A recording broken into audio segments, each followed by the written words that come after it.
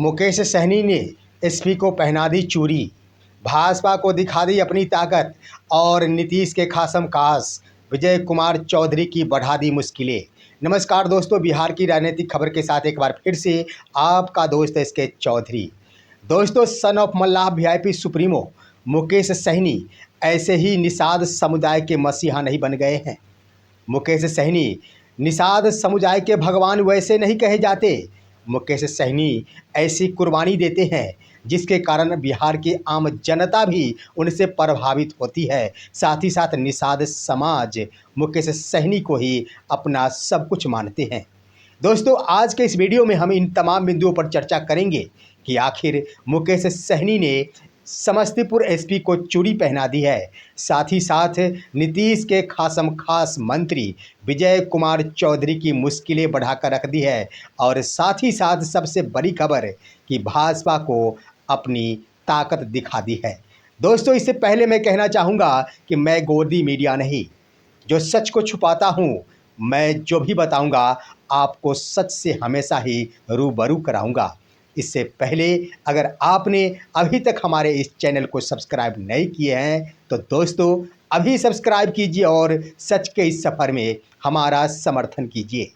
दोस्तों, आप सभी वीडियो के बैकग्राउंड में चल रहे इन तस्वीरों को देख रहे होंगे। यह तस्वीर जिसमें मुकेश सहनी आम जनता के साथ कड़ी धूप में बैठे नजर आ रहे हैं। आप देख रहे होंगे इस चिलचिलाती धूप में पसीने से तरबतर हो चुके हैं मुकेश सहनी, फिर भी आम जनता को न्याय दिलाने के लिए आम जनता के साथ ही खड़े हैं। इसलिए तो पूजनीय बन गए हैं निषाद समुदाय के सन ऑफ मल्लाह मुकेश सहनी। आइए इस घटना से आप सभी को रूबरू कराते हैं। दोस्तों, जो तस्वीरें और जो वीडियो आप देख रहे हैं वह बिहार के समस्तीपुर जिले की है। मौका था जब मुकेश सहनी 10 जून 2025 को बिहार के समस्तीपुर जिला अंतर्गत एक वैसे परिवार को न्याय दिलाने पहुंचे थे जिनकी बच्ची 14 वर्षीय बच्ची के साथ दुष्कर्म हुआ था 1.5 महीने पहले। दोस्तों, उस समय मुकेश सहनी के द्वारा इस पर संज्ञान लिया गया था और उन्होंने समस्तीपुर एसपी से कार्रवाई करने का आग्रह किया था। उसके बाद भी जब कार्रवाई नहीं हुई, और कार्रवाई इस रूप में दोस्तों कि जिस वक्त पीड़िता के साथ रेप हुआ था उस वक्त उनका एफआईआर भी संबंधित थाने में दर्ज नहीं किया गया था। मुकेश सहनी के कहने के बाद ही 2 दिनों तक भटकती रही थी। उसके बाद पीड़िता को महिला थाने में 2 दिनों तक रखा गया। उसके बाद एफआईआर दर्ज किया गया था। उस वक्त मुकेश सहनी ने समस्तीपुर एसपी को अविलंब अभियुक्त को गिरफ्तार करने की गुहार लगाई थी, लेकिन समस्तीपुर एसपी उस अभियुक्त को गिरफ्तार नहीं कर पाए थे।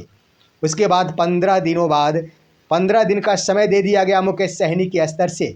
जब एसपी के स्तर से कार्रवाई नहीं हुई, उसके बाद फिर से मुकेश सहनी के द्वारा 1 महीने का समय दिया गया कि अभियुक्त को गिरफ्तार कर पीड़िता को न्याय दिलाया जाए। लेकिन जब 1 महीना बीत गया, यानी कुल मिलाकर 1.5 महीने बीत गए, अभियुक्त को गिरफ्तार नहीं किया गया। उसके बाद मुकेश सहनी के स्तर से एक रणनीति बनाई गई और 9 जून 2025 को समस्तीपुर एसपी का घेराव करने का निर्णय लिया गया। दोस्तों, मुकेश सहनी ने जो ही इसकी सूचना समस्तीपुर जिला वासियों और अपने कार्यकर्ताओं की दी, यह खबर सुनते ही अभियुक्त जो कि रेप किया था उसने कोर्ट में जाकर खुद को सरेंडर कर दिया। यानी मुकेश सहनी का यह खौफ असरदार साबित हुआ। डर कर भाग निकला वो रेप करने वाले। लेकिन दोस्तों, यहाँ पर सवाल खड़ा हो गया कि आखिर मुकेश सहनी के एक हुंकार से वो अभियुक्त खुद को सरेंडर कर दिया, तो वहाँ पर एसपी साहब क्या कर रहे थे? जब मौका था 10 जून 2025 को मुकेश सहनी अपने हजारों कार्यकर्ताओं के साथ एसपी का घेराव करने के लिए पहुंचे, तब उन्होंने देखा कि एसपी साहब अपने कार्यालय में नहीं है।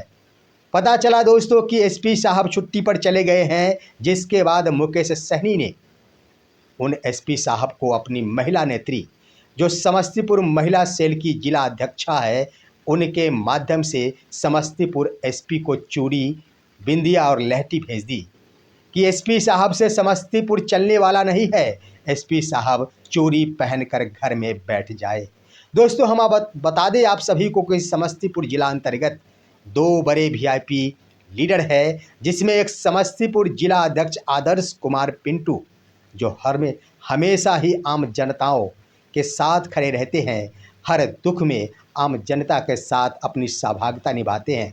तो वहीं समस्तीपुर महिला सेल की जिला अध्यक्षा पुष्पा सैनी, वो भी कदम से कदम मिलाकर हमेशा वीआईपी सुप्रीमो मुकेश सहनी के साथ चलती है। दोस्तों इसके बाद आइए घटना से आपको रूबरू कराता हूं कि जब अभियुक्त के द्वारा सरेंडर कर दिया गया, उसके बाद समस्तीपुर एसपी को चूड़ी, लहठी और बिंदिया भेज दिया गया। उसके बाद समस्तीपुर जिला अध्यक्ष की ओर से डीएम को एक ज्ञापन सौंपा गया कि अविलंब ही अभियुक्त को गिरफ्तार कर सजा दिलाई जाए। दोस्तों मुकेश सहनी ने बड़ा आरोप लगाया कि आखिर उस अभियुक्त को गिरफ्तार क्यों नहीं किया जा रहा था। दोस्तों उन्होंने आरोप लगाया कि समस्तीपुर एसपी के स्तर से जातिगत नीति का उपयोग किया जा रहा था, जातीयता निभाया जा रहा था और इस कारण अभियुक्त को गिरफ्तार नहीं किया जा रहा था। जब मेरे एक हुंकार से अभियुक्त ने सरेंडर कर दी तो एसपी साहब आखिर क्या कर रहे थे, सवाल तो बनता है। दोस्तों जो ही रणनीति बनाई मुकेश सहनी ने एसपी का घेराव करने के लिए, उससे पहले ही अभियुक्त आखिर क्यों सरेंडर कर दिया। उसके बाद भी मुकेश सहनी ने कहा है कि सरेंडर से काम नहीं चलेगा, पीड़िता को न्याय मिलनी चाहिए और कठोर से कठोर सजा समस्तीपुर प्रशासन के ऊपर दायित्व बनता है कि अभियुक्त को दे। ज्ञापन सौंप दिया गया। लेकिन दोस्तों समस्तीपुर जिला अंतर्गत ही नीतीश कुमार के खासम खास कहे जाने वाले बिहार सरकार के मंत्री, जो जल संसाधन मंत्री है, उसके बाद दोस्तों संसदीय मामलों के भी मंत्री है विजय कुमार चौधरी। उन्हें आप देखेंगे तो हमेशा ही नीतीश कुमार के कभी बाएं तो कभी दाएं नजर आते हैं, यानी नीतीश कुमार के बड़े रणनीतिकार माने जाते हैं। अब मुकेश सहनी ने समस्तीपुर में उनकी मुश्किलें बढ़ा दी है। वो कैसे दोस्तों, मैं आपको बताता हूँ। मंत्री विजय कुमार चौधरी समस्तीपुर जिले के अंतर्गत ही सरारंजन निर्वाचन क्षेत्र से एमएलए बनते हैं। यहीं से वो चुनाव लड़ते हैं और विधायक चुने जाते हैं। उसके बाद नीतीश कुमार उन्हें मंत्री बनाते हैं। मैं आप सभी को बता दूं कि पिछली बार वर्ष 2020 के चुनाव में मंत्री विजय कुमार चौधरी मात्र 3,500 मतों से ही विजय हुए थे। अब आइए दोस्तों, उस वक्त उनके सामने कौन खड़े थे। उनके सामने खड़े थे जो मात्र 3500 मतों से ही पीछे रह गए थे, आरजेडी के अरविंद सहनी। अब दोस्तों उस वक्त मुकेश सहनी एनडीए में शामिल थे। मल्लाह समुदाय का वोट भी विजय कुमार चौधरी के हिस्से में पड़े थे। लेकिन बड़ी बात कि इस बार मुकेश सहनी महागठबंधन के साथ है और महागठबंधन के साथ होने के नाते मुकेश सहनी के तमाम मल्लाह समुदाय का वोट महागठबंधन के खाते में जाएगा। तब तो निश्चित है कि विजय कुमार चौधरी की मुश्किलें बढ़ जाएगी। जब मुकेश सहनी विजय कुमार चौधरी का साथ दे रहे थे उस वक्त सिर्फ 3500 मतों से ही जीते थे।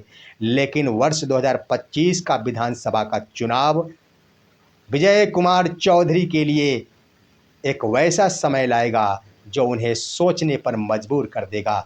मुश्किलें इस कदर बढ़ा दी है दोस्तों मुकेश सहनी ने नीतीश कुमार के खासम खास विजय कुमार चौधरी के ऊपर। उधर दोस्तों नीतीश कुमार को हर जगह पर मुकेश सहनी टक्कर दे रहे हैं।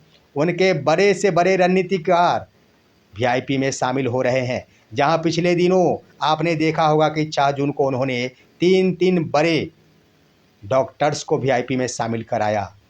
उसके बाद दोस्तों सैनी साहब जो जदयू के मुख्य सलाहकार माने जाते हैं, 9 जून को ही उन्होंने वीआईपी उन्हें योगदान कराया। अब आइए दोस्तों, मैं आपको बातें करता हूं कि मुकेश सहनी की वीआईपी ने अपने मल्लाह समुदाय के बदौलत भाजपा को अपनी ताकत दिखा दी है। मौका था 10 जून 2025 का ही, जब भाजपा के द्वारा मुजफ्फरपुर में एक संवाद कार्यक्रम का आयोजन किया गया था। संवाद कार्यक्रम अंदर चल रही थी, लेकिन दोस्तों इसी वक्त मुजफ्फरपुर में निषाद समुदायों ने मिलकर एक बड़ा सभा का आयोजन कर दिया। उसी सभा के बाहर उन्होंने आवाज़ें बुलंद कर दी और हजारों की संख्या में नारेबाजी की। साथ ही साथ प्रधानमंत्री नरेंद्र मोदी और गृह मंत्री अमित शाह के पुतले भी जलाए। उनकी बस एक ही मांग थी और नारेबाजी कर रहे थे कि आरक्षण नहीं तो वोट नहीं। दोस्तों, हिलाकर रख दिया मुकेश सहनी के निषाद कार्यकर्ताओं ने। हजारों की संख्या में मुजफ्फरपुर में सड़क पर खड़े होकर उन सभी के द्वारा भाजपा के उस संवाद कार्यक्रम का विरोध किया जा रहा था और अपने निषाद समुदाय का परिचय दिया जा रहा था। इस कदर से पूरे बिहार भर में मुकेश सहनी छाते नजर आ रहे हैं। मुकेश सहनी जो खुद को डिप्टी सीएम पद मानते हैं, उनका कहना है कि मैं 60 सीटों पर चुनाव लड़ूंगा और डिप्टी सीएम भी बनूंगा। दोस्तों, कभी कभार तो ये भी सुनने को मिलता है कि लोग तंज कहते हैं कि जब मुकेश सहनी के पास एक भी विधायक नहीं और खुद भी विधायक नहीं तो आखिर कैसे डिप्टी सीएम बन जाएंगे। इसका जवाब देते हुए मुकेश सहनी के कार्यकर्ता और नेता कहते हैं कि जब मुकेश सहनी चुनाव हार कर मंत्री बन सकते हैं तो चुनाव जीतकर उप मुख्यमंत्री क्यों नहीं बन सकते। कहना बिल्कुल जायज़ है। दोस्तों, आप वर्ष 2020 का विधानसभा चुनाव पर नज़र दौड़ाएंगे। उस वक्त मुकेश सहनी विधानसभा का चुनाव हार गए थे, लेकिन फिर भी वो पशुपालन मंत्री बन गए थे। और इस बार मुकेश सहनी की पकड़ तो इतनी मजबूत हुई है कि उनकी जीत पक्की मानी जा रही, चाहे जहां से भी चुनाव लड़े। और चुनाव जीतने के बाद उसी रणनीति के तहत अगर उनका कहना होता है कि मैं उप मुख्यमंत्री बनूंगा तो यह बड़ी बात नहीं होती। दोस्तों, इन तमाम खबरों और बिंदुओं पर आपका क्या राय है? अपनी राय भी कमेंट के माध्यम से अवश्य दीजिए। हमारे इस वीडियो को अन्य साथियों के पास शेयर कीजिए और अब दीजिए अपने दोस्त SK चौधरी को इजाज़त। हम फिर मिलेंगे आपसे अगले वीडियो में। तब तक के लिए नमस्कार।